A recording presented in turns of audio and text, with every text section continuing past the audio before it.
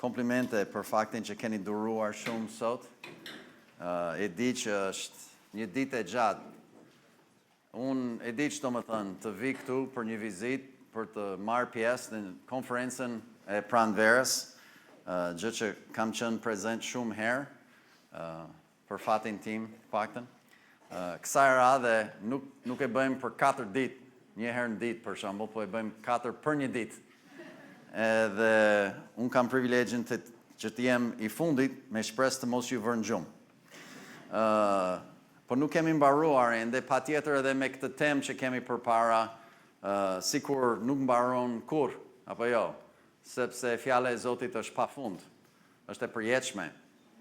Edhe me gjitha këto gjëra që kemi parë, me ato që ka ndarë Vllarioni, mbase për mjaft për jush, duket si shumë. Mbase është një shokim, do më thënë të shpirtit tuaj, duke menduar që, wow, nuk kam menduar, nuk e kam ditur këto gjërat më përpara, di se e kanë ditur ca, po më tepër ata që mbase din gjuhë të tjera, sepse edhe mund të shikojnë nga Biblat që ekzistojnë në gjuhë të tjera. Kurse tani për tani, do të hasmi me këto gjëra pse, sepse më në fund ka konkurrencë.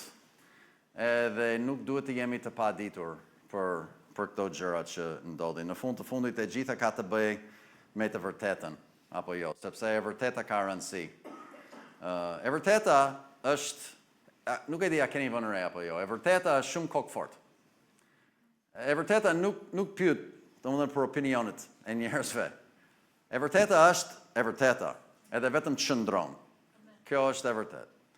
Edhe kam një hyrje të gjërave që do të kaloj relativisht shpejt, përpara se të futemi pak për këtë temë, dhe tema e sotme është betejë për Biblën, nëse e kontrolloni që lart mirë më ndihmon atëherë. Betejë për Biblën. Edhe besoj se të gjithë në këtë dhomë sot e dim tashmë që sipas Gjonit 14:6, Jezu Krishti vet është e vërteta. Amen. Ai thot vet, unë jam e vërteta. Edhe është e qartë. Po edhe fjala e Zotit është e vërteta, sepse kalojmë 3 kapituj më vonë, Gjoni 17:17, kur Jezus thot shenjtëroje ata nëpërmjet së vërtetës, sa të fjala jote është e vërteta. Jezus Krishti është e vërteta, edhe Bibla është e vërteta. Edhe të dyja janë të vërtetë. Edhe e vërteta ka shumë rëndësi, pse? Sepse kemi nevojë për të vërtetën që të bëhemi të lirë. Kështu thot nga Gjoni kapitulli 8, 31, 32, thot e vërteta do t'ju bëj të lirë.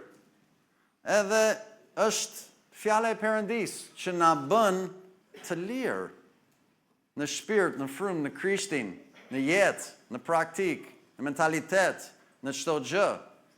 Nuk na shqetëson për shembull politika, aq sa të tjerëve mbase, sepse jemi të lirë në Krishtin.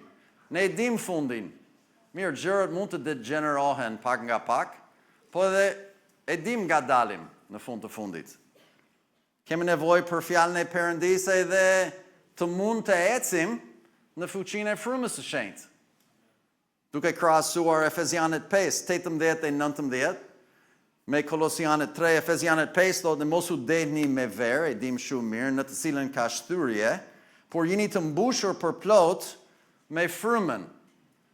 Të jemi të mbushur plot me frymën ka ca rezultate që do vinë në jetën tonë, për shembull duke folur në vetvete me salme, himne, këngë frymërore, duke kënduar e duke thurur melodi Zotit në zemrën tuaj.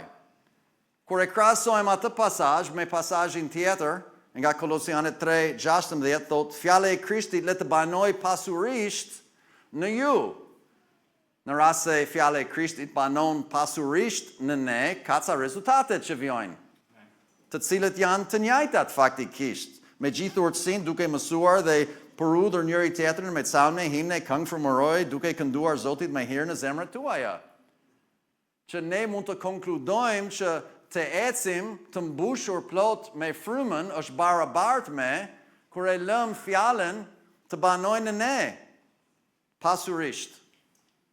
Sepse fryma e shenjtë asnjëherë nuk bën kontradikt me fjalën e Perëndisë, sepse fryma është vetë autori i fjalës. Gjithmonë më vjen keq kur I dëgjoj një vëlla ose një motër që thot diçka që Zoti më drejtoi, Zoti më tha, frymë ma bëri kështu edhe ato që thonë që e bëjnë janë në kontradikt me vetë fjalën e shkruar të Perëndis. Sepse fryma nuk vepron kundër fjalës. Është e pamundur. Edhe në qoftë se ne do të ecim në frymë, do të thotë që detyrimisht do ecim sipas fjalës Perëndis. Por ne jemi në një betejë frymërore. Është e vërtet, betejë jonë nuk është kundër njerëzve, as kundër mëkatit, me çfarë fjala. Efezianët 6, 10 deri në 18 flet për armëtimin e Perëndis, edhe nga ato vargje nuk do t'i lexojmë të tëra, por për shembull na tregon nga vargu 12 që lufta jonë është kundër principatëve, kundër pushtetëve, kundër sundimtarëve të errësirës kësaj bote, kundër ligësive frymërore në vende të larta. Edhe vazhdon edhe I tregon atë armëtimin e Perëndis edhe si duhet t'i veshim ato pjesët në veçanti ijet me të vërtetën, pasmorje, drejtësi, bërjes, këmbët me ungjillin, buroje e besimit, për krenarje e shpëtimit, shpata e frymës, domethënë fjala, duke u lutur gjithë një etj. Me radhë. Edhe jemi me të vërtet në një beteja është frymërore. 2 Korintit 10, 3 deri në 5 tregon të njëjtën gjë. Thotë që nuk luftojmë kundër mishit, po lufta jonë është e fuqishme nëpërmjet Perëndis. Letra e 2 Timoteut, 7 vargje të para, tregojnë të njëjtën gjë, pak a shumë me fjalë të tjera e kapim nga vargu 3 për shembull. Prandaj ti duroj vështirësitë si ushtar I mirë I Jezus Krishtit. Asnjë njeri që lufton nuk e pleks veten me punët e kësaj jete, që të kënaqë atë që ka zgjedhur për të qenë ushtar. Zoti na konsideron ne edhe dëshiron që ne të konsiderojmë vetveten ushtar të mirë të Jezus Krishti. Edhe dalim luftë, dalim betejë. Edhe kur të dalim betejë të mos merremi shumë, të mos jemi shumë të zënë me detajet e kësaj jete. Qëllimi ynë është përpara edhe të zbatojmë udhërimet nga lart që vijnë, po qejmë atij që na ka thirrur pikërisht. E parë Timoteut kapitulli 1, 18 deri 20 thotë që të luftojmë një luftim të mirë. Në qoftë se do të bëjmë një gjë të tillë, do të thotë që duhet jemi të armëtosur, duhet të jemi gati, duhet të dimë kush është armiku, si sulmon, si vepron, si mund të mbrojmë vetveten, si mund të sulmojmë atë përsëri, si mund të fitojmë. Nuk është e mjaftueshme, është gjë e mirë që nëse dilni vullnetar, ushtar për Krishtin, po duhet të fitojmë. Duhet të fitojmë realisht mirë. Në fundit Jezusi fiton, po edhe ne mund të dalim. Është e rëndësishme. Nga fjala e Perëndis, faktikisht kemi 3 armiq, edhe të 3 janë të përshkruar në një pasazh të vetëm nga Efezianët kapitulli 2.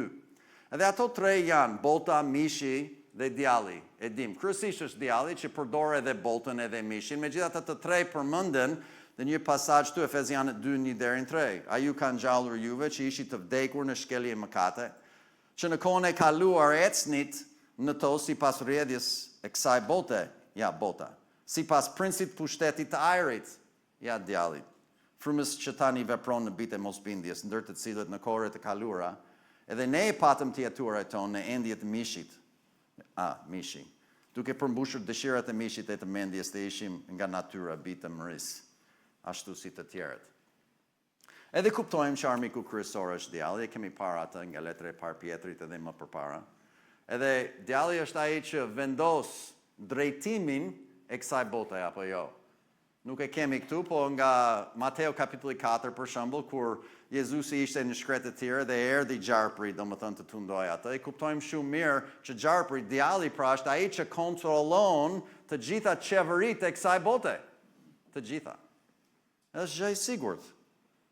Ai vepron në rrjedhjen e kësaj bote. Ai vepron në mishin tuaj. Kur Bibla flet për mishin, nuk është mish fizik, po është ai frymëror që vepron në trupin ton derisa jemi në këtë trup të vdekshëm. Edhe mishi është kundër frymës, Galatësit 5, 16-17, fryma është kundër mishit. Nuk bin dakord. Romakët 8:1, duhet të ecim sipas frymës, jo sipas mishit, janë të kundërta njëri me tjetrin. Filipianët 3:3, rreth prerja frymërore, domethënë jemi ne. Ecim në frymë, nuk kemi vetbesim në mishin.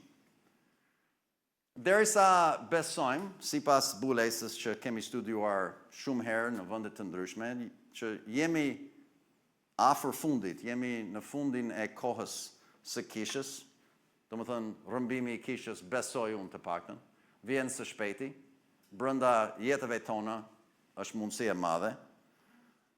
Besoni si të doni, po besoj se unë do të vija shpejt. Kemi parë që periudha e Laodicesë përfundon me një rënje nga besnikëria, është e saktë. Edhe kemi parë si Laodicea fillon me të gjitha përkthimet moderne të Biblës, duke krijuar këtë konfuzion dhe mungesën e autoritetit përfundimtar. Edhe dim që ky konfuzion nuk vjen nga Perëndia. E kaluam shpejt në mëngjes këtë, po e parë Korinthit 14:33. Perëndia nuk është autori i pështjellimit. Nuk është Perëndia ai që bën atë. Atëherë betejë jonë frymërore është me djalin. Edhe duhet të kujtojmë vetveten gjithmonë që fusha kryesore e operimit të djallit është feja dhe fjala e Perëndisë. Nuk është që djalli duhet të merret shumë me njerëzit që rinë nëpër bare ose dalin në rrugë dhe bëjnë shtyrie të ndryshme të hapur fare, sepse ata janë dhënë dëshirës së mishit, nuk kanë nevojë për djallin. Mishi e bën punën, për shembull. Djalli merret me gjërat më të shenjta, që kërkojnë sulme direkte nga ai. Feja, fjala e Perëndisë. E pam Zana Filën 3, shfaqet gjarpri për herë të parë, vërteta ka thënë Perëndia dhe Perëndia na informon, na zbulon faktin që ja kështu ka për të operuar. 2 Korinthit 2:17, e pam këtë gjithashtu, ishin shumë të tjerë tha Pali që degenerojnë fjalën, e bën atë të papastër. Po nuk e kemi parë këtë. 2 Thessalonikesit 2, kapitulli 2, vargu 2 thotë, që të mos jeni kaq shpejt të lëkundur në mendje, ose të trazuar as prej fryme, as prej fjale, as prej ndonjë letre, gjoja prej nesh, thot Pali.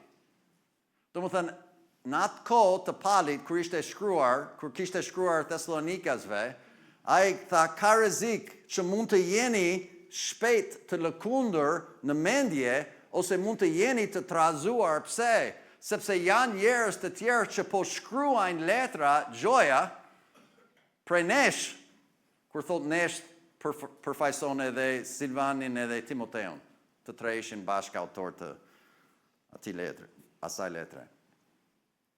Po pse? Po pse është djalli kaq kundër fjalës Perëndisë? Nuk është e vështirë për të kuptuar, sepse Jezu Krishti vetë quhet fjala e Perëndisë. Ju e dini këtë. Gjoni 1:1, në fillim ishte fjala, duke krahasuar me vargun 14, fjala u bë mish, banoi ndër ne, apo jo, është Jezu Krishti vet. Ai është fjala e Perëndisë. Zbulesa 19, kur Jezusi kthehet në tokë fizikisht, ai quhet fjala e Perëndisë në kthimin e tij në lavdi. Jezu Krishti është vet fjala e Perëndisë edhe shënohet me F të madhe, keni për të parë. Kur shikoni fjalën e Perëndisë me F të vogël, atëherë shkruhet për shkrimet më tepër. Edhe ata të dy janë kaq të ngjashëm njëri me tjetrin, saqë ndonjëherë sikur i kishit syt mbyllur nuk do dallonit fare. Studioni një herë cilësitë e Jezu Krishtit, studioni një herë cilësitë e fjalës Perëndisë. Edhe keni për të parë që Bibla, edhe mos më keq kuptoni, mos më dëgjoni deri në fund përpara se të nxjerrni konkluzionin. Sot për sot, e di që Bibla është vetëm letër dhe boj, e kuptoj. Nuk adhurojmë një libër, e kam shumë të qartë. Po Bibla është përfaqësimi më i afërt fizik që ekziston në këtë tokë tani për prezencën e vetë Perëndisë. është Bibla. Derisa është me fjalë të kulluara.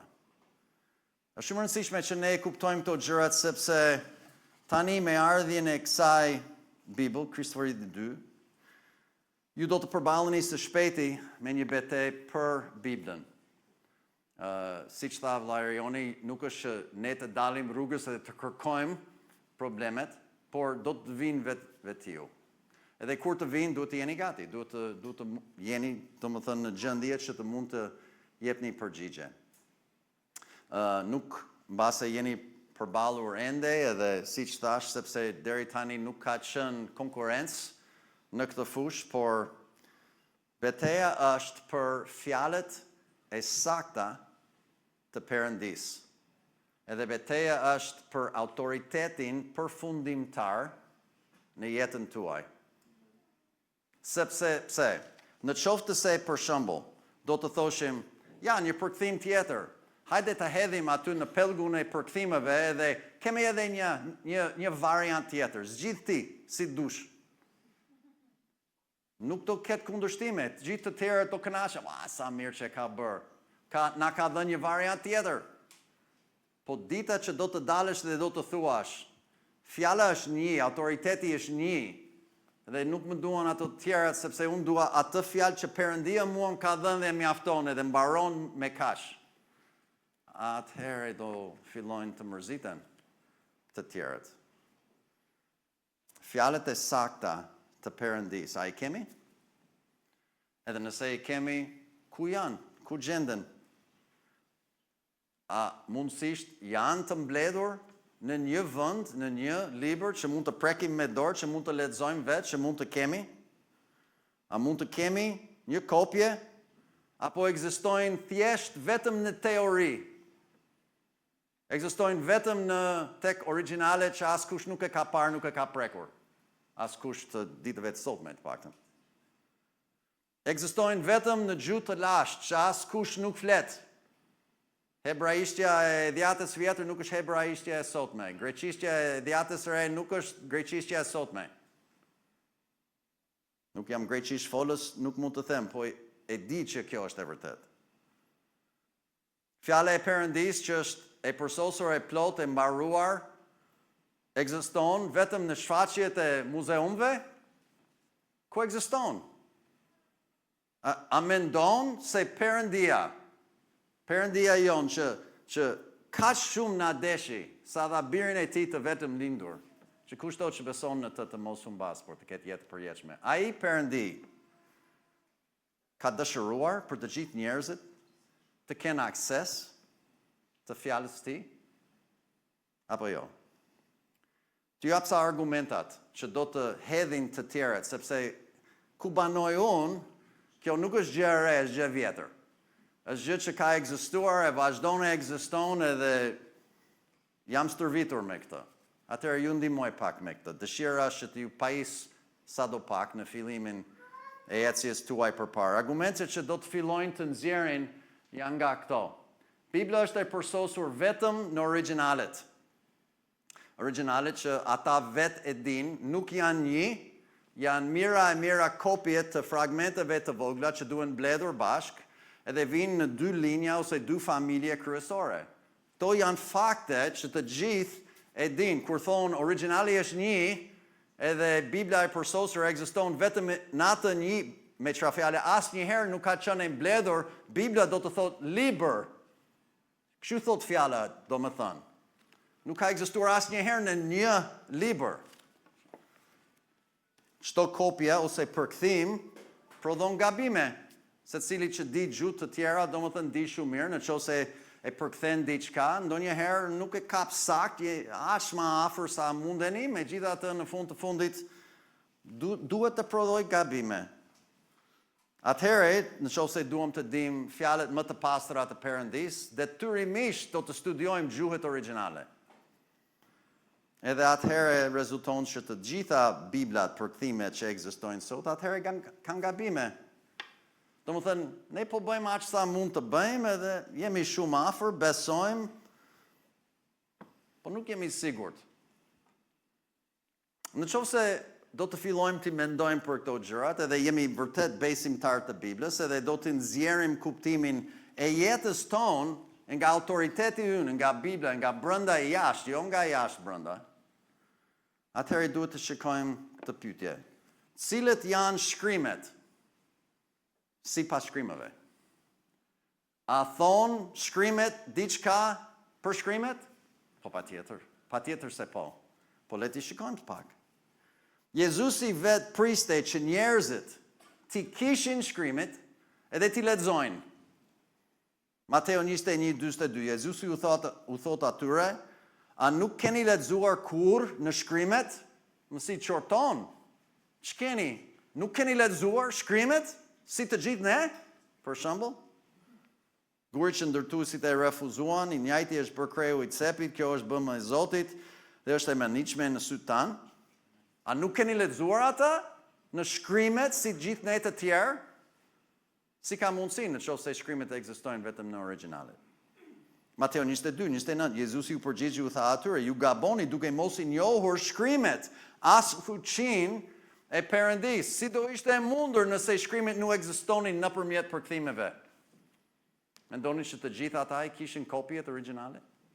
Është e pamundur. Luka 4:21. Ai filloi të thoshte, këtë ditë ky shkrim është përmbushur në veshjet tuaja. Është momenti që Jezusi është ulur në sinagogë edhe lexonte nga profeti Isaiau, edhe duke lexuar ato edhe thotë në këtë moment, ky shkrim. Tani, mendoni me vërtet që Jezusi hapi atë kopjen origjinal që erdhi nga Isaiau? Është e pamundur. Është e pamundur. Po atë që lexonte, ai quajti shkrim i shenjtë. Luka 24:27, duke filluar nga Mojsiu dhe nga gjithë profetët, pas ringjalljes së tij takon ata dy në rrugën e Mas. Ai u ashtelloi nga të gjitha shkrimet, gjërat në lidhje me veten e tij. Jezusi për të provuar kush ishte, ai nxori shkrimet dhe tha, ja ku jam. Nga gjithë shkrimet. Edhe si ai është shkruar për këto gjërat. Nuk kemi kohë të shikojmë nga të gjitha, po për shembull vende të tjera, nga Gjoni 5:39, Jezusi udhëroi që ata të humbtojnë shkrimet. Nga Veprat 8:32, eunuku Etiopas ishte duke lexuar shkrimet. Veprat 17:11, Bereasit humbtuan shkrimet për ditë. 2 Timoteo 3:15, Timoteo u rrit duke lexuar, duke studiuar, duke njohur shkrimet. Kopja origjinale të Mojsiut ishte në dhomën e gjumit të Timoteut? Është e pamundur, është qesharake. Nuk ka logjik. Letra 2 Pjetrit, kapitulli 3, 15. Edhe këtë. 15:16. Prandaj, dhe durim gjatësinë e Zotit ton, konsiderojeni që shpëtim, si kurse ju ka shkruar edhe vllai ynë i dashur Paul, sipas urtësisë që i është dhënë atij, siç bën edhe në të gjithë letrat e tij ku flet për këto gjërat, ku ka edhe ca gjëra të vështira për të kuptuar, të cilët ata që janë të pamësuar e të paqëndrueshëm i shtrembërojnë, siç bëjnë edhe me shkrimet e tjera, për shkatrimin e vetes tyre. Pjetri i tha që janë disa njerëz që janë të pamësuar dhe të paqëndrueshëm që shtrembërojnë shkrimet. Po jo vetëm aq. Ai referon e bën edhe me letrat e Paulit duke thënë që nga shekulli i parë letrat e Paulit ishin të njohur si shkrimet. Ishin të njohur si shkrimet e tjera. Letrat e Paulit ishin të njohur. Pse? Sepse trupi i Krishtit, i besimtarëve të asaj kohe, e kuptuan bashk, atëherë përcaktohen cilat janë shkrimet dhe cilat nuk janë, për shembull ato librat e tjera të shtuar, Biblave e disave. Argumenti i kundërshtarit është që çfarëdo që kemi sot është përkthyer nga diçka tjetër, që është e vërtetë është përkthyer nga diçka tjetër. Edhe argumenti është që çfarëdo që përkthen patjetër nuk është e saktë si origjinalja. Patjetër humb diçka në procesin e përkthimit. Atëherë Bibla që kemi tani nuk mund të jenë të përsosura. Fjala e Perëndis. Okej, ne mendojmë kështu me urtësinë tonë, urtësia njerëzore të jep atë konkluzion, nuk është pa vend fare, por urtësia njerëzore nuk është ajo që Zoti dëshiron që ne të ushtrojmë. Ai na jep një urtësi më të lartë, quhet zbules. Zbulesa e Perëndis te kalon urtësinë tonë. Që shumë e qartë. E parë Korinthësit 1:20 dhe 21 tregon po këtë gjë. A nuk e ka bërë Perëndia marrëzi urtësinë e kësaj bote? Patjetër se po. Urtësia e Perëndis krahasuar me urtësinë tonë bën urtësinë tonë të duket si marrëzi. E parë Korinthësit 2:6-7. Po të njëjtën që ne flasim urtësi ndër ata që janë të përsosur, me çfarë fjalë ne quhemi të përsosur. Ama jo urtësinë e kësaj bote. Nuk kemi pse të merremi me këtë lloj debate me urtësinë njerëzore. E di që kështu do mendohet nga njerëzit. Po nuk më intereson dhe aq ç'do të mendohet nga njerëzit. Mua më intereson më tepër çfarë mendon Perëndia, çfarë tha. Argumenti i tyre është që përkthimet më të sakta duhet të vinë nga dorëshkrimet më të vjetra, sepse ato që janë më të vjetra, atëherë ishin shkruar në një kohë më afër kohës së ngjarjes. Okej, kjo ka një farë kuptim që nëse diçka ndodhi në vitin 70, për shembull pas Krishtit, edhe dikush ka shkruar në vitin 100, është vetëm 30 vjet distancë dhe ka mundësi më të mirë që ai shkruan më saktë se sa ai që shkruan në vitin 200. Është më larg ngjarjes. Mund të jetë më i vështirë për atë. Me hamendjen tonë, them që, ai që është më afër patjetër është më i mirë. Edhe përdorin këto që të nxjerrin faktin që sipas tyre të paktën që ato dy dorëshkrimet më të mëdha, Vatikanus edhe Sinaiticus, domethënë janë më të vjetra, atëherë detyrimisht duhet të jenë më të sakta, që vinë nga Aleksandria. Atëherë një Bibël e përkthyer nga dorëshkrimet më të vjetër, që thonë si kur vinë nga Aleksandria, nga dorëshkrimet më të vjetra, që ata i quajnë originalet, duke ditur vetë ata që nuk janë. Duke ditur vetë ata që nuk është një i vetëm, originali është një, nuk është një. Edhe ata vetë i din. Vetë i din.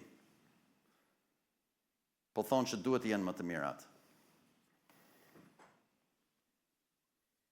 Janë pastor të kishave nga Viun, që kanë këtë prirje të Aleksandris, të tekstit grek kritik, që fare, sinqerisht thellë në mendjen e tyre, Biblën që kanë në dorë, nuk është e saktë, është përkthim, është afër, po nuk është e saktë. Edhe po të lexosh, domethënë, thënien e doktrinës së kishës nga websajtet e tyre, për shembull, e thotë që ne besojmë që Bibla është e plotë e përsosur në originalet, për shembull, shumë e zakonshme. Megjithatë, ata dalin përpara kishëve të tyre dhe predikojnë, edhe mbajnë Biblën në dorë, ngrejnë lart dhe thonë, kjo është fjala e Perëndis, kjo është fjala e pastër, kjo është fjala e drejtë, kurse vetë ata nuk e besojnë atë. Nuk e besojnë. Po nuk duan të ju shqetësojnë, sepse ne dim ndryshe, po jeni të thjeshtë, mirë si kur mendoni që është kështu. Po, në fund të fundit, si që tha Erioni, s'para pëlqen në qoftë se e përdorim një fjalë të rëndë si gënjeshtër. Duket e rëndë, atëherë e lëmë atë, mos themi atë. Megjithse është. Dua të them tani me gjithë autoritetin e fjalës Perëndis, gjë që do të provoj tani, që Perëndis nuk I interesojnë dorëshkrimet originale. Nuk interesojnë fare. Në qoftë se dëshironi të ndiqni, unë do t'i lexoj disa, po nga gjithë kapitulli 36 të Jeremiahut. Edhe këtu kemi një kapitull që duhet studiuar, duhet të merrni kohë, shkoni në shtëpi, shikoni pak gjithë të kapitull. Jeremiahu është një profet që ndodhet në fund të kohës të Izraelit përpara robërisë në Babiloni. Edhe Zoti kur flet ka shumë gjykime për Izraelin për mosbindjen e tyre, edhe do t'i nxjerrë në Babiloni. Edhe thotë nga kapitulli 36, dhe ndodhi që në vitin e 4 të Jehoiakimit, biri Josiahut, mbreti i Judës, nga Zoti erdhi te Jeremiahu kjo fjalë duke thënë. Edhe çfarë thotë? Dua që të vini re këtë që do të ndjekim pak a shumë nga gjithë kapitulli. Thot, vargu 2, merr një rrotull libri dhe në të shkruaj të gjitha fjalët që të kam folur kundër Izraelit. Atëherë, e marrim hap pas hapi. Çfarë ndodh së pari? Perëndia thot diçka, frymëzimi është në të folur. Perëndia thot diçka. Frymëzimi nuk vjen në të shkruar. Njerëzit duan të thonë që shkrimi është i frymëzuar, më vjen keq. Nga ana teknike nuk është e saktë. Frymëzimi është në të folur, me të shkruar vjen më vonë. E dim këtë sepse nga letra e 2 të Pjetrit, kapitulli 1 dhe vargu 21 thot se profecia nuk erdhi në kohë të lashtë me anë të vullnetit të njeriut, por njerëzit e shenjtë të Perëndisë folën, jo shkruan. Si që shtyn nga fryma e shenjtë. Folën. Okej, Zoti foli. Edhe pastaj Jeremiahu do të flasi. Edhe pastaj dikush tjetër do të shkruaj. Kështu është procesi. Vargu 3. Ndoshta do të ndodh që shtëpia e Judës do t'ja vërë veshin gjithë së keqës që kam vënë qëllimin të bëj atyre, dhe ata të mund të rikthehen secili nga udha e tij e keqe, që të mund të falë pa udhësinë dhe mëkatin e tyre. Qëllimi i fjalës Perëndis është që njerëzit të kthehen nga mëkati, të pendohen, edhe të kthehen prap, domethënë një zbatim praktik personal në jetën tonë. Këto gjërat nuk duhen të mbeten në teori, duhet i zbatojmë në jetë, apo jo? Edhe vazhdojmë vargun 4. Atëherë Jeremiahu thiri Barukun, birin e Nerjahut, dhe të gjitha fjalët e Zotit, të cilët Zoti ja kishte folur Jeremiahut, Baruku i shkroi nga goja e Jeremiahut në rrotullin e një libri. Okej, procesi vazhdon. Perëndia foli, Jeremiahu foli, predikoi, Baruku, edhe e shkroi. Dakord, shumë mirë. Ndodh pastaj nga vargjet 5 deri në 8, do t'i lexoj gjithë to, që Baruku lexon të gjitha ato fjalët në shtëpinë e Perëndisë, ashtu siç bëjmë ne kur vim në kish, dikush del e predikon e thot fjalët e Perëndisë etj. Domethënë shortime kundër mëkateve të Izraelit, vargjet 11 deri në 13. Mikajahu shkoi edhe u tha të tjerëve duke lexuar atyre, domethënë ato gjëra që kishte mësuar në predikim atëherë ato ditë, vargje 16 deri në 18, pastaj janë disa njerëz, kryesisht ata që kanë një farë autoritet fetar, që nuk ishin të kënaqur me çortimin e Perëndisë ndaj mëkateve të tyre, edhe fillojnë të vënë në dyshim ato fjalë edhe të sulmojnë ato fjalë. Sa vim tek vargu 20, që do të lexojmë tani. Dhe ata shkuan në obor të mbreti, por rrotullën e vunë mënjan në dhomën e skribit Elishama, dhe ata i treguan të gjitha fjalët për vesh të mbretit. Kështu mbreti dërgoi Jehudiun për të marrë rrotullën, dhe ky nxori atë nga dhoma e skribit Elishama. Dhe Jehudiu e lexoi atë përveç të mbretit, përveç të gjithë princeve që qëndronin për mbretit. Tani mbreti ishte ulur në shtëpinë dimrore në muajin e 9 dhe përpara tij digjej një zjarr në vatër. Dhe ndodhi që pas Jehudiu kishte lexuar 3 ose 4 flet, ai e preu rrotullën me presin e penës, dhe e hodhi atë në zjarrin që digjej në vatër. Derisa e gjithë rrotulla u konsumua nga zjarri në vatër. Çfarë ndodhi me originalet? O bobo se kemi më. Çfarë mund të bëjmë tani? Po, Perëndis nuk i bëhet vonë fare, ai mund të bëj përsëri. Nuk ka rëndësi. Nuk kemi pse të kushtojmë kaq shumë vëmendje copa letrash të vjetra. Të kushtojmë vëmendje fjalët të gjalla të Perëndis. Me çfarë fjala njerëz të ligë duan të bëjnë dëm fjalës Perëndis. Ta dini me siguri. E kanë djeg krejt. Vazhdojmë, vargu 24. Megjithatë, ata që bën këtë vepër, nuk u friksuan dhe as nuk i grisën petkat e tyre, as mbreti, e as ndonjë nga shërbëtorët e tij që dëgjuan gjithë këto fjalë. Domethënë ata nuk patën fare frikën e Perëndis brenda tyre duke bërë këto veprat. Që është qëndrimi i njerëzve që sulmojnë fjalën e Perëndis, nuk kanë frikë nga Perëndia. Kush guxon të bëjnë ndonjë gjë të tillë? Vetëm njerëz që nuk kanë frikë nga gjykimi i Perëndis, që ishte shkruar pikërisht në atë dokument që sa i lexuan, domethënë nga goja e Perëndis pastaj. Shkojmë deri në fund të vazhdojmë me vargu 27, sepse Perëndia do t'i përsëris tani, do t'i thotë përsëri Jeremiahut. Vargu 27. Pastaj, pasi mbreti e dogji rrotullën e fjalët që Baruku shkroi nga goja e Jeremiahut, fjala e Zotit erdhi te Jeremiahu duke thënë, merr përsëri një tjetër rrotull. Dhe në të shkruaj të gjitha fjalët e mëparshme që ishin në rrotullën e parë, të cilën e dogji Jehoiakimi, mbreti i Judës. Mos kemi merak fare, ne bëjmë përsëri. Unë do të them përsëri, do të shkruash përsëri.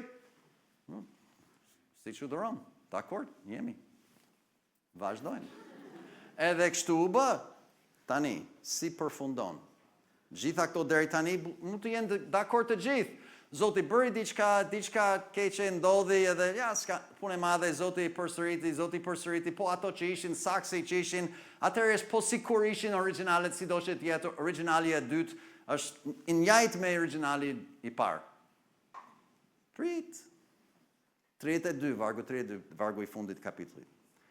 Atëherë Jeremiahu mori një tjetër rrotull dhe ja dha skribit Baruk, biri i Nerjahut. Ky shkroi në të nga goja e Jeremiahut të gjitha fjalët e librit që Jehoiakimi mbreti i Judës dogji në zjarr. I përsëriti të gjitha ashtu siç ishin, sakt.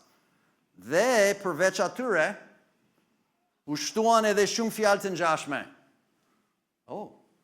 Versioni i dytë ishte më i madh se sa versioni i parë. Pyetja. Kë kemi tani? Kë kemi? A kemi të parën? A kemi të dytën? A kemi ndonjë tjetër? Ç'të bëjmë? E di çfarë duhet të bëjmë? Të besojmë atë që kemi. Të besojmë atë që Zoti e ka ruajtur për ne deri në sot. Sepse Zotit nuk interesojnë ato originalet. Zotit interesojnë besimet që ne ushtrojmë ndaj ti. E dyta nuk ishte e njëjtë. Ishte tjetër lloj. Kishte edhe shtesa. Me çfarë fjala? Kur kemi disa mënyra si të shpjegojnë të njëjtën ngjarje, për shembull, nuk do të thotë që detyrimisht do kenë gabime ose do të kenë kontradikta. Për shembull, kemi 4 ungjit, apo jo, Mateo, Mark, Luke, John. Edhe janë të shkruara ndryshe. Shumë vende janë të njëjta dhe tregojnë ngjarje njësoj, në disa vende ka diçka që dikush tjetër nuk e ka, dikush ka këtë. A do të thotë që janë kontradiktor? Jo, do të thotë që ndihmojnë njëra tjetrën, për shembull, që ne të mund të kuptojmë në mënyrë të plotë duke i bashkuar të tërë, të kemi një panoramë të plotë të jetës si Jezu Krishti në shërbimin e tij në tokë. Kështu është puna e Perëndisë. Atëherë, cilët janë shkrimet sipas shkrimeve? Shkrimet shkrimet, sipas shkrimeve, janë gjërat që janë në gjendje, që kemi, që mund t'i lexojmë, që mund të na udhëzojnë, që mund të na çortojnë, që mund të na tregojnë si të ndrejshemi përpara Zotit. Psalmi 119:89. Përjet o Zot, fjala jote është e ngulitur në qetë. E ngulitur nuk do të thotë gjendet. Nuk është që fjala e Perëndis gjendet në qetë edhe nuk gjendet në tokë. Nuk është e thotë. Pse? Sepse Ezra 7:14, sepse ti po dërgohesh nga mbreti dhe nga 7 këshilltarët e tij që të këshillohesh në përputhje me ligjin e Perëndis tënd, që e ke në dorën tënde, për sa i përket Judës. Ligji i Perëndis është në dorën tuaj. Nuk është diku lart, nuk është lart në qiell, nuk është mbyllur në muzeum. Nuk është nga letra që nuk ekzistojnë më. Është në dorën tuaj. Sipas fjalës Perëndis, kjo është e saktë, edhe kjo është e qartë nga fjala e Perëndis. Po çështja që duhet të kuptoni mirë për veten tuaj është doktrina e mirëmbajtjes së fjalës Perëndis. Dhe për këtë do të mbarojmë studimin me një studim të Psalmit kapitulli 12. Psalmi 12 është vendi që duhet të shikojmë me vëmendje, sepse atje ka premtimin e mirëmbajtjes së fjalës Perëndis. Dua të ju kujtoj atë që fillova nga fjalë të urta 22, 20 dhe 21, që Perëndia bën një pyetje retorike, që thotë, a nuk të kam shkruar gjërat që të bëj të njohësh sigurishtmërinë e fjalëve të së vërtetës? Po patjetër kam. Patjetër, pyetje retorike. Kuptohet përgjigja. Sigurishtmërinë e fjalëve në veçantë. Atëherë pyetja është, a me vërtet Perëndia mirëmbajti fjalën e tij për ne sot? Po apo jo? Është një pyetje e thjeshtë. Tani, frymëzimi është vepra e Perëndis duke përdorur njerëzit për të dhënë fjalën e tij. Njerëzit janë dakord me këtë, është në të folur, nuk ka problem, siç e pam nga 2 Pjetrit 1:21. Edhe nga në teknike, siç thash, shkrimet nuk janë të frymëzuar, shkrimet janë dhënë me anë të frymëzimit. 2 Timoteu 3:16, i gjithë shkrimi është dhënë me anë të frymëzimit. Zoti frymëzon, njerëzit flasin, pastaj me anë të folurit, dikush Baruku, për shembull, shkruan. I gjithë shkrimi është dhënë me anë të frymëzimit të Perëndis. Mirëmbajtja, me fjalë të tjera, është vepra e Perëndis duke i përdorur njerëzit për të ruajtur, për të mbajtur mirë fjalën e tij, të pastër. Edhe njerëzit mund të thonë sikur janë dakord me këtë në parim, po me sa duket janë mjaft që nuk janë aq dakord me këtë. Atëherë mbani mend këtë, frymëzimi është në të folur, mirëmbajtje është në të shkruar, frymëzimi është në të folur, mirëmbajtje është në të shkruar. Çrëndsi ka nëse Zoti ka frymëzuar fjalën e tij edhe nuk e ka mirëmbajtur. Edhe nuk e kemi të shkruar sot. Shkrimet janë shumë të rëndësishme sepse janë të shkruara, janë objektive, jo subjektive. Nëse ti thua diçka edhe pret që mua në moshën 64 vjeç të mbaj mend sakt atë që sa ke thënë, ke gabim. Pyet Erlen njerë. Unë harroj momentin që largohem prej teje, çka ke thënë. Ose mbaj mend shtrembur. Kështu jemi njerëz, kështu kemi të metat. Jo, Zoti i ka mirëmbajtur që nuk duhet të merremi me këto lojrat. Që mund të lexojmë, mund të harrojmë, mund të hapim nesër, ja ku është, okay, dakord, mbajmë tani.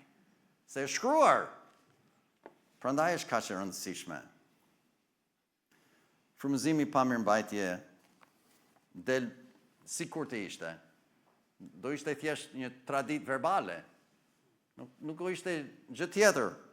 Do ishte sikur dikush do thoshte për shembull, ja, na ishte një herë në një vend shumë të largët. Perëndia i foli njerëzit. Edhe thonë se ai ka thënë gjëra të mrekullueshme, po nuk kemi ndonjë rekord, atëherë nuk e dim me siguri. Duket pak qesharake, po në fundit pak a shumë është argumenti i tyre. Sikur kështu ka ndodhur. Edhe nuk dim me siguri. E di çfarë është kjo? Është evolucioni i teizmit. Perëndia shkaktoi një Big Bang.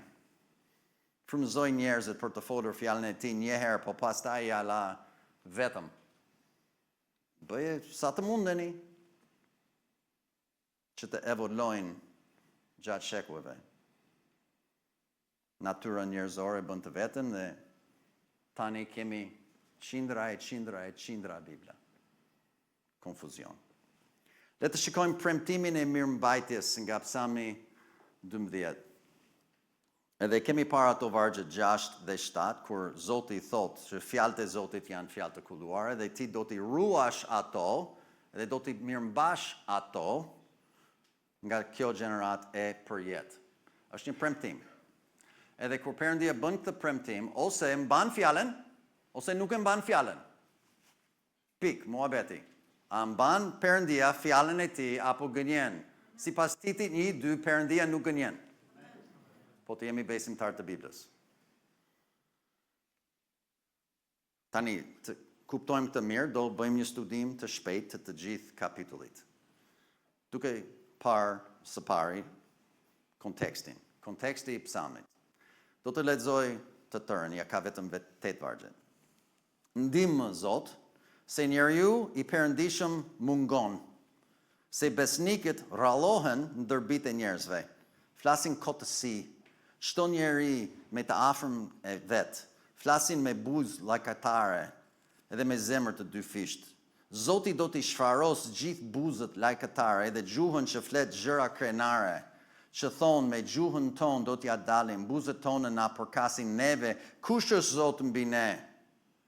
Për shkak të shtypjes së të varfrit, për hir të pësheretimës së nevojtarit. Unë do të qohem tani, thot Zoti. Do të jap atij sigurim nga ai që i shfryn kundër. Fjalët e Zotit në kundërshtim me fjalët e njerëzve janë fjalë të kulluara.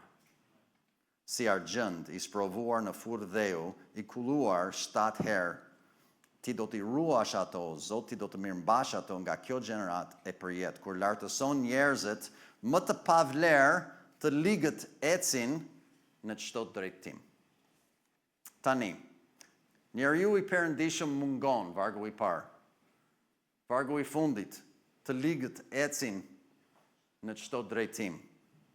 Por vini re mënyra e të sjellurit të ligëve në këtë psalm, konteksti. Ka ato fjalë flasin, buz lajkatare, gjuhën, flet, thon, pësheretimës. Fjalët, ata tregojnë kush janë nga fjalët që dalin nga goja e tyre, nga zemra, goja flet, apo jo. Edhe Perëndia do që të vendos kur vjen tek vargu 6 që fjalët e Perëndis janë epërore mbi fjalët e njerëzve. Do më thënë, ne e dim kush është Perëndia me anë të gjërave që thot. Ne e dim kush janë kundër me anë të gjërave që thonë. Është shumë e thjeshtë. Perëndia thot, unë do të ngrihem, unë do të gjykoj, unë do të bëj këtë punë. Fjalët e Zotit nuk janë si fjalët e njerëzve të tillë. Janë fjalë të kulluara, si argjendi i sprovuar. Edhe vargu 7, ti do t'i ruash ato fjalët dhe ti do të mirëmbash ato për jetë. Do t'i ruash dhe do t'i mirëmbash për jetë. Edhe Zoti do të bëj atë që thotë. Ky është konteksti i psalmit. Zoti do të bëj atë që thot. Çfarë thot? Do t'i shfaros ata njerëz që janë kundër meje. Atë thot. E të dini me siguri që unë do të bëj, do t'ju kujtoj faktin që kur them unë diçka, do të ruaj atë për jetë. Do të bëj atë që them. Okej, kuptojmë kontekstin. Tani duhet të shikojmë pak argumentet që njerëzit nxjerrin kundër këtij kuptimi shumë të thjeshtë. Konstruksioni, letër B e kam në të strukturën. Debati mbi, më fani, e di, debati mbi gramatikën hebraike. Do të përpiqem të bëj shumë të thjeshtë, është temë e lodhshme, nuk ka rëndësi, po nëse do t'ju jap thelbin këtu. Argumenti kundër thot që Perëndia nuk premton ti mirëmbaj fjalët, po Perëndia premton të mirëmbaj njerëzit e tij. Edhe në qoftë se lexon nga përkthimet e tjera që dalin nga burimi tjetër etj me radhë, siç bëri Arioni shumë shembuj, keni për të parë që ata ndryshojnë fjalët të Psalmit 12:6-7, që të thotë jo që mirëmban fjalët, por mirëmban njerëzit. Do më thënë një farë siguri të shpëtimit, me sa duket, diçka e tillë. Edhe thonë atë sepse i thonë që në hebraisht, kur thotë ti do t'i mirëmbash ato, do më thënë atoja e dytë, atoja e parë është një, po do t'i ruash ato o Zot, ti do t'i mirëmbash ato, ajo fjalë ato, nuk është në shumës në hebraisht. Në hebraisht thonë që është një përemër personal, vete e tretë, po njajes. E në qoftë se është njajes, nuk mund t'i referohet fjalëve shumës. Më fani për to gjëra teknike, sinqerisht, po kështu thonë, kështu bëjnë argumentat sikur t'ju bëj trut rotull. Edhe patjetër rregulla e gramatikës është që përemrat duhet të bashkohen edhe në numër edhe në gjini. Patjetër. Në qoftë se jo, atëherë nuk mund të lidhen bashkë. Edhe ka mënyra edhe si të shpjegojmë këto, edhe kam shumë shembuj në anglisht që jam shumë të thjeshtë për të përshkruar, megjithatë le të them një diçka shumë thjeshtë për të gjithë. Gramatika lejon përjashtime. Sidomos në poezi. Edhe psalmet cilët janë këngë në përgjithësi, janë poezi. Edhe nuk janë rregulla që nuk mund të thyhen ndonjëherë. Edhe bashkë me këtë, duhet të kuptojmë me këtë, që fjalët ruaj edhe mirëmbaj janë sinonime. Po, kanë nuanca të kuptimit ndryshe, ndaj janë dy fjalë të ndryshme. Megjithatë, në disa raste, fjala nga hebraisht që është përkthyer ruaj, në shumë vende të tjera ajo fjalë është përkthyer mirëmbaj. E anasjeltës, fjala që është përkthyer mirëmbaj nga hebraishtja, në shumë raste është përkthyer ruaj. Që do me thënë, nuk do ishte gabim, po sikur të lexojmë, për shembull, vargun 7, ti do të mirëmbash ato o Zot, ti do të mirëmbash ato nga kjo gjenerate për jetë, duke përsëritur mirëmbash. Për shembull. Por, derisa është poezi, derisa dua që ka vendosur që të dalë sa më bukur edhe të përdor një sinonim, një fjalë tjetër. Po ideja është, e thotë të njëjtën gjë, do me thënë, në qoftë se një njeri do të nxjerrë një argument kundër doktrinës për shkak të fjalës ato të dytë,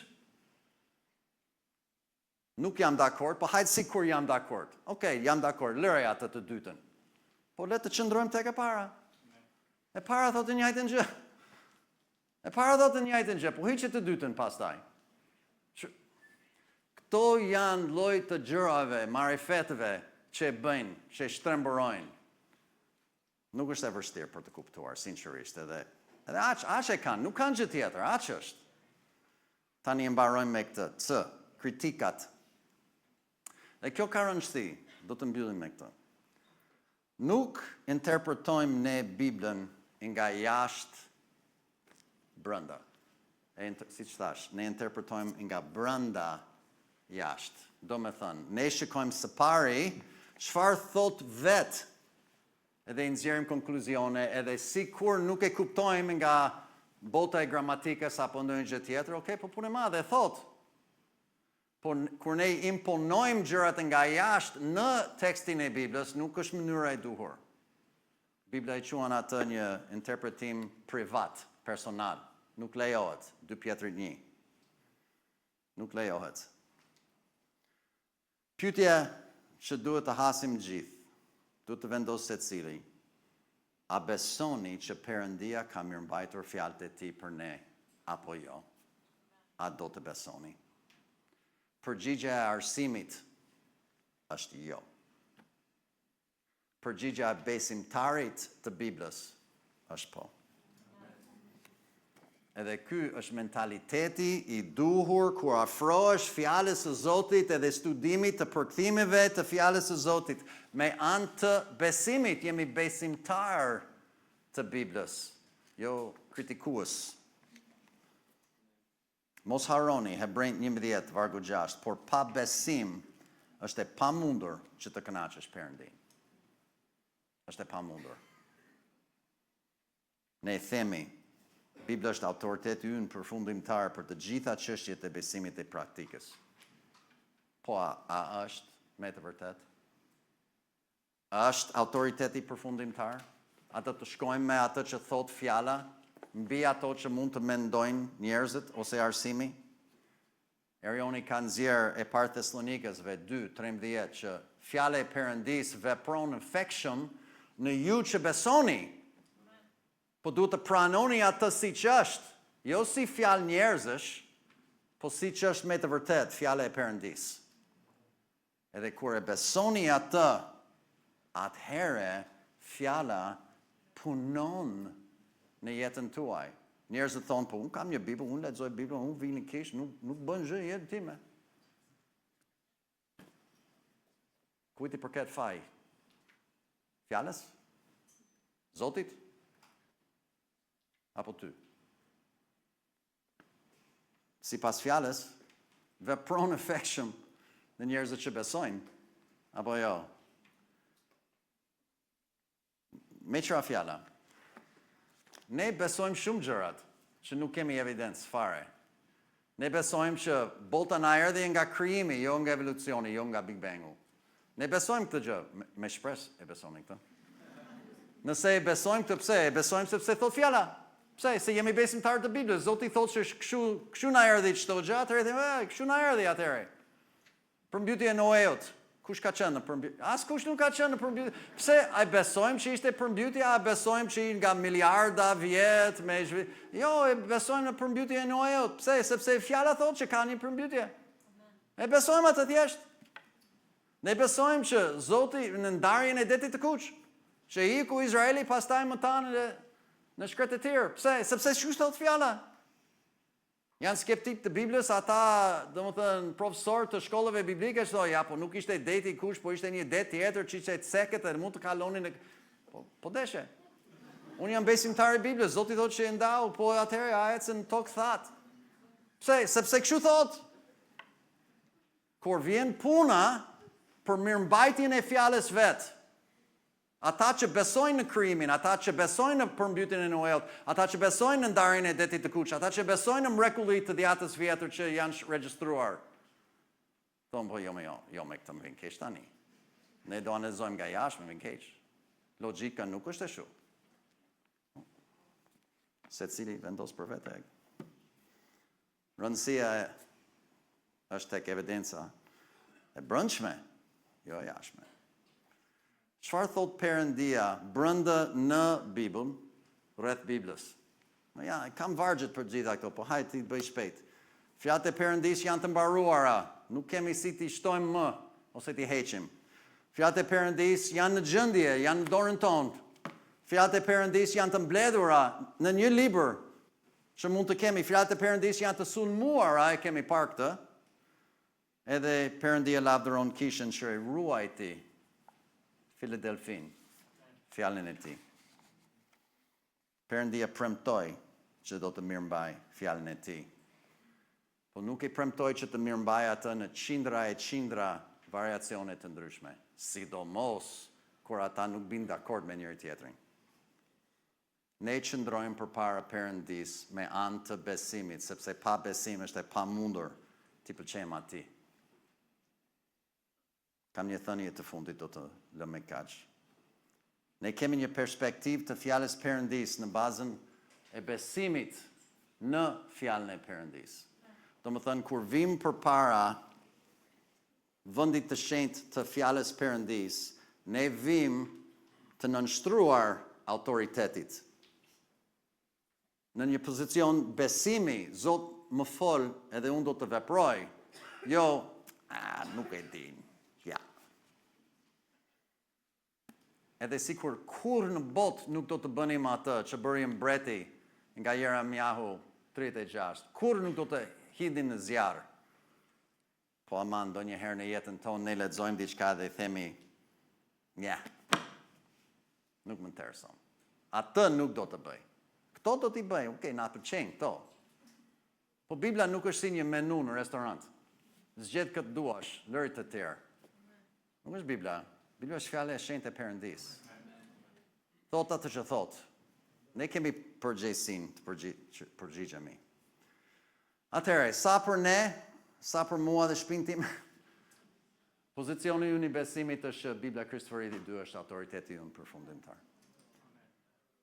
Sepse Zoti ka ruajtur fjalën e tij dhe na ka dhënë një përkthim besnik nga linja e duhur dorëshkrimesh që kishte burim nga periudha e kishës së Filadelfis, koha e reformimit protestant, kur Perëndia kishte lavdëruar kishën që bëri këtë punë edhe ka hap një derë që askush nuk mund të mbyll. Derisa jemi në atë rrymë, jemi shumë mirë. Edhe gjithë kjo pse, që ju të jeni të qetë, të paqët, të sigurt në atë që keni, jo që dini e të luftoni nga iniciativa juaj, patjetër. Për Zoti të vazhdoj të ju përdor. Edhe puna jonë nuk është të mbroj Biblën. Bibla mbron vetën. Puna jonë është të përdor shpatën. Le të lëm të lirë, të punoj, të veproj në jetët e njerëzve. Apo jo? Lutemi, Zot, Perëndi, faleminderit për të gjitha fjalët e tua, për gjithë bekimet e tua, Zot, faleminderit për këta vëllezër motra që me vërtet të duan me gjithë zemrë, dëshirojnë të kuptojnë më mirë, Zot, lutem që të hapësh kuptimin e gjithë secilit, që kudo që të jenë në ecjen e tyre me ty, që të jenë në gjendje tani të hedhin edhe një hap më tepër besimi, duke besuar ty. Zot, gjatë kohës që jam duke kërkuar, duhet të kërkoj edhe ndihmën tënde të na sjellësh Biblat sa më shpejt këtu, që ti mund të shpërndajmë secili të ketë në dorë, filloj të studioj edhe më thellë, që të njohin mendjen tënde të qartë të shkruar. Ne të lavdërojmë, të falenderojmë në emrin tënd, lutem.